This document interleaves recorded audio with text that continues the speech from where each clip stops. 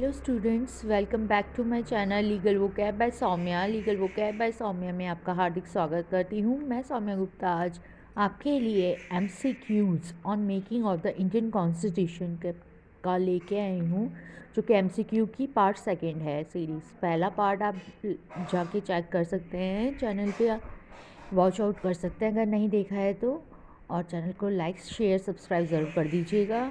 ये mains pre के questions के लिए बहुत ही इम्पॉर्टेंट है आपकी तैयारी के लिए, तो इसलिए इसे ध्यान से पढ़िएगा। Making of the Indian constitution सारे ही मैं आपके लिए प्री की एमसीक्यूज़ लेके आई हूँ, तो आई होप आपको पसंद आएगा।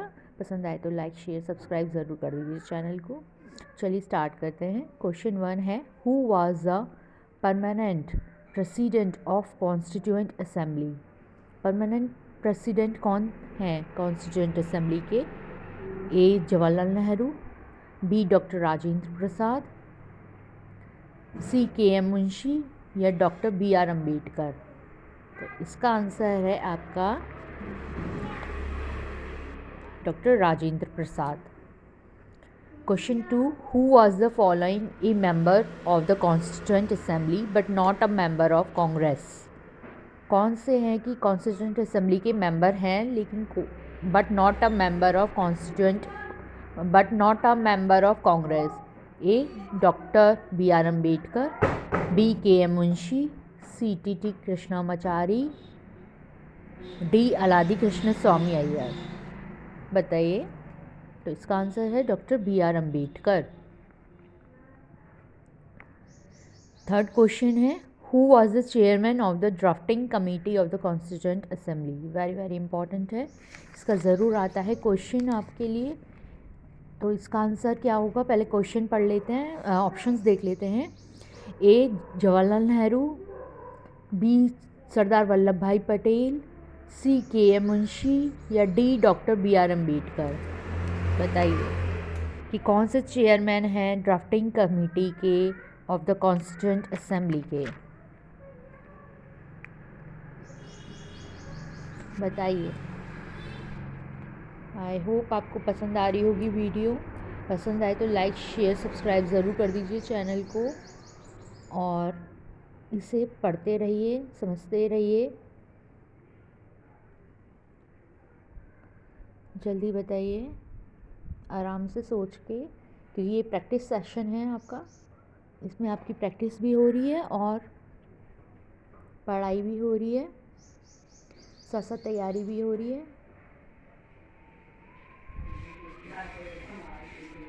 जल्दी बताइए।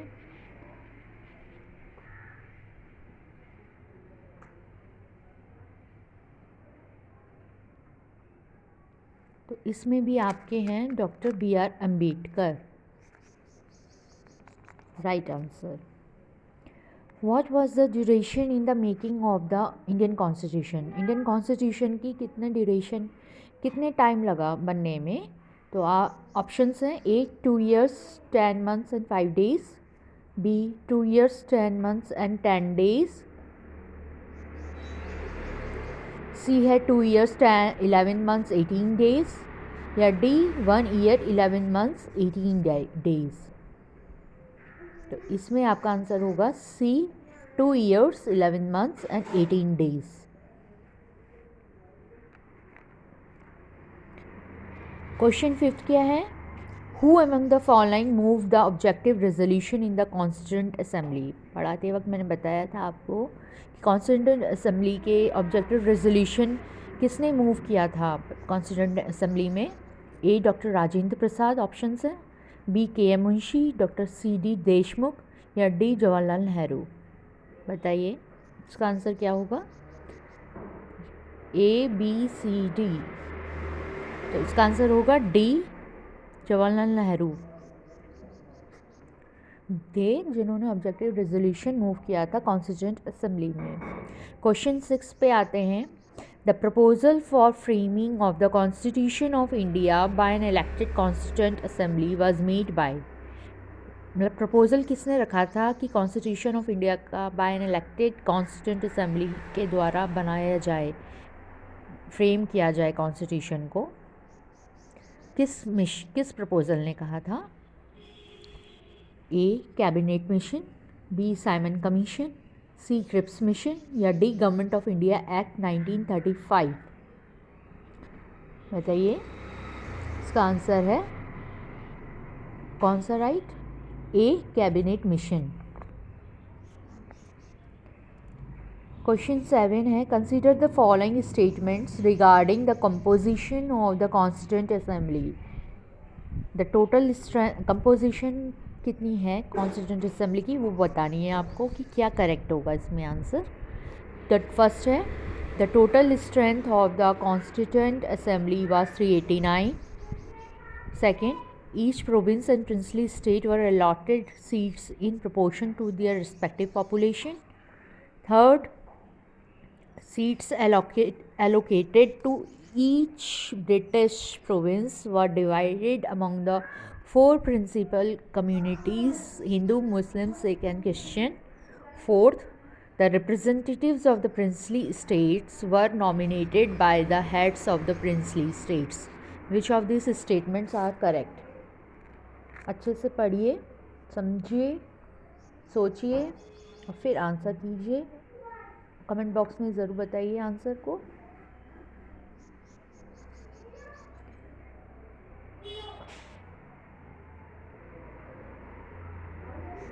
तो इसका आंसर है 1, 2 एंड 4 की मतलब टोटल स्ट्रेंथ 389 का है।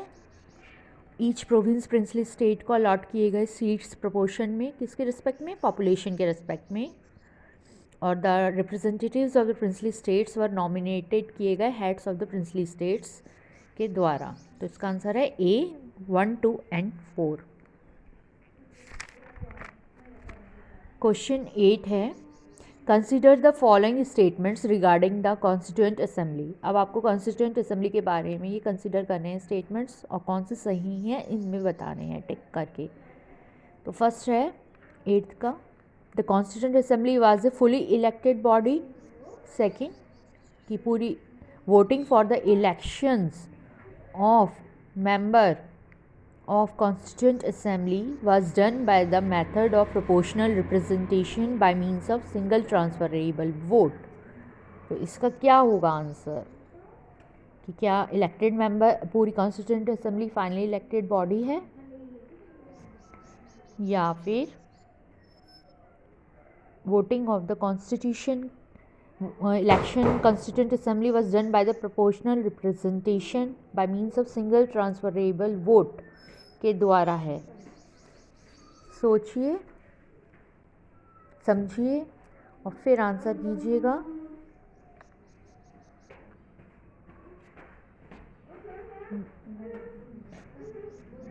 तो इसका आंसर है 2 ओनली। सेकेंड वाला ही हमारा करेक्ट है कि voting for the election of member of constituent assembly was done by the method of proportional representation by means of single transferable vote के द्वारा। कोई भी क्वेरीज होती है तो प्लीज़ क्वेश्चन में ज़रूर पूछ लीजिएगा, आंसर में कमेंट बॉक्स में करके क्वेरी अपनी। क्वेश्चन 9 है, consider the following statements. Chairman of the drafting committee was doctor B R. Ambedkar. The chairman of the union constitution committee Mahatma Gandhi. कौन से सही होंगे इसमें बताइए। Which one of these statements is are correct? A 1 only, B second only, both C both 1 and 2 and D none of the above। तो इसका answer है 1 only, सिर्फ पहला वाला ही सही है कि ड्राफ्टिंग कमेटी के चेयरमैन कौन थे? Doctor B R. अम्बेडकर। क्वेश्चन 10 है आपका, consider the following statements regarding the constituent assembly. फिर से कॉन्स्टिट्यूएंट क्योंकि मेकिंग ऑफ द कॉन्स्टिट्यूशन है तो कॉन्स्टिट्यूएंट असेंबली में ही बना है, ने ही बनाया है कॉन्स्टिट्यूशन, आपको पता ही है। तो कॉन्स्टिट्यूएंट असेंबली कौन सा है के स्टेटमेंट्स इसको पढ़िए। फर्स्ट है, the chairman of the steering committee was doctor Rajendra Prasad. Second, the chairman of the provincial constitution committee was Vallabh Bhai Patel. Third, the chairman of the fundamental rights of sub committee was J.B. Kripalani. कौन से सही हैं इसमें? Which of these statements is are correct? A 1 and 2 only, B second and third only, C all of the above या D none of the above। बताइए कि क्या होगा आंसर।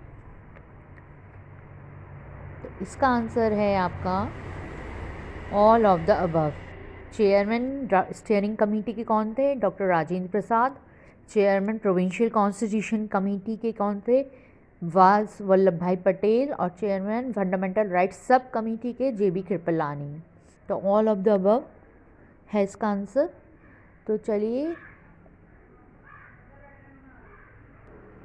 तो आपको पता चल गया है, ये हमने आज MCQ making of the Indian constitution के बारे में पढ़ लिया है। इसके बारे में आपको कैसा लगा? लीगल वोकैब बाय सौम्या के चैनल पे जाके सारी चीज़ें आपको कैसी लग रही हैं, तो प्लीज़ इसे जाके अपने दोस्तों को शेयर कर दीजिए, सब्सक्राइब कर दीजिए चैनल को, और पसंद आए वीडियो को तो लाइक भी कर दीजिए। और कोई क्वेरी होती है तो कमेंट बॉक्स में ज़रूर पूछिएगा। लीगल वोकैब बाय सौम्या आपका अब इजाज़त चाहती है। तब देखने के लिए, वॉच आउट करने के लिए videos. Thank you so much.